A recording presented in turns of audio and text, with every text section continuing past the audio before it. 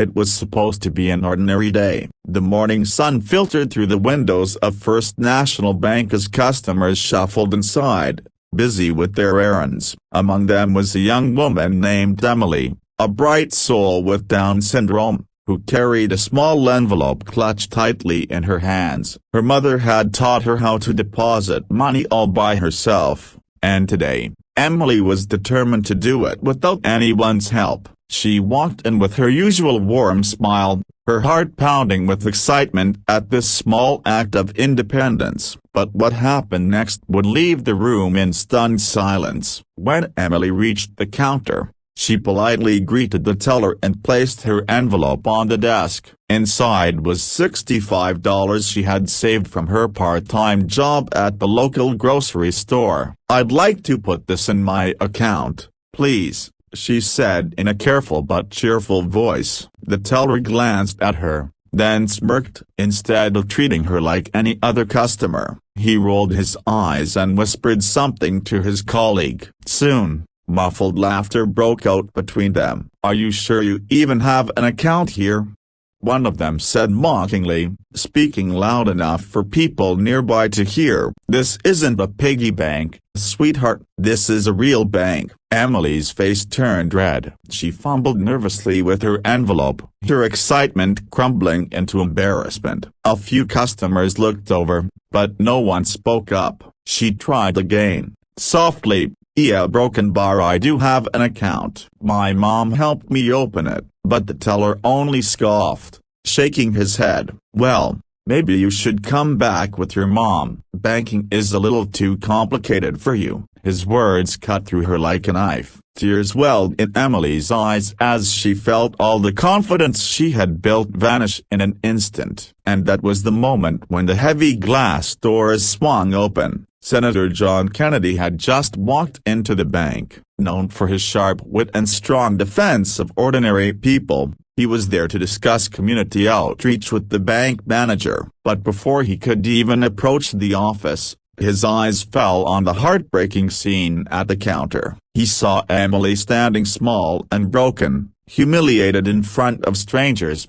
while the tellers snickered at her expense. Kennedy stopped dead in his tracks. His expression hardened. The entire atmosphere of the bank seemed to shift as he marched straight toward the counter. Customers turned their heads, whispering his name. The staff froze, realizing too late that they had been caught in the act. "Excuse me," Kennedy said in a steady, commanding voice, "but what exactly is going on here?" The tellers stammered, their smug expressions dissolving into nervous panic. One tried to explain.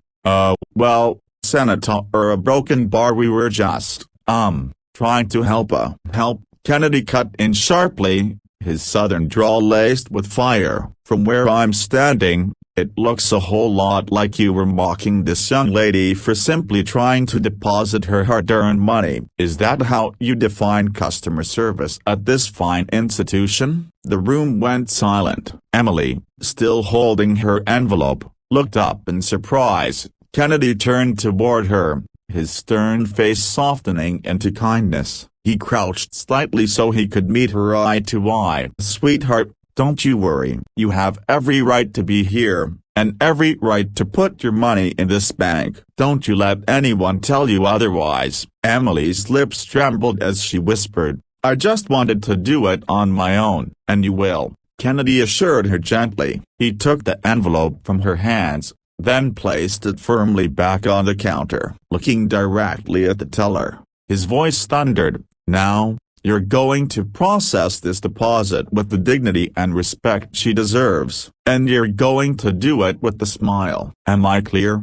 The teller swallowed hard, nodding quickly. "Why yes, Senator." With trembling hands, he took the money and began entering it into the system. Every eye in the bank was on him as shame spread across his face. Kennedy remained by Emily's side until the transaction was complete. When the teller finally handed her the receipt, Kennedy said loudly enough for the whole lobby to hear, "Well done, Young lady, you handled yourself with courage and grace. That's more than I can say for some people in this room." The crowd of customers broke into quiet applause. Emily's cheeks glowed with pride as she clutched the receipt. For the first time in the past 10 minutes, she felt seen, and not as someone different, but as someone equal. Before leaving, Kennedy turned back to the staff. His tone was firm, almost like a father scolding his children. "Let me be crystal clear. People with Down syndrome or any disability are not a joke. They are not less than you. They are citizens,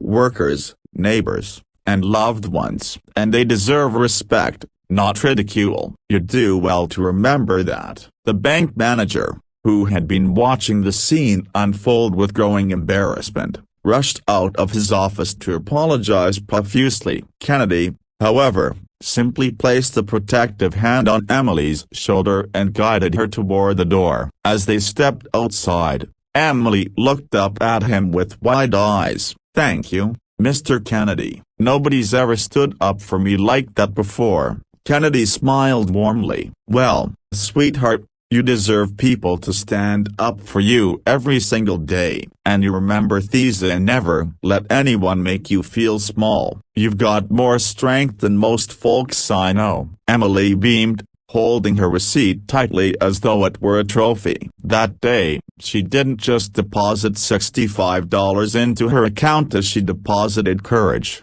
dignity, and self-worth into her heart. And as for the bank staff, they learned a lesson they would never forget. In the presence of John Kennedy, cruelty had no place, and respect was not optional, it was demanded.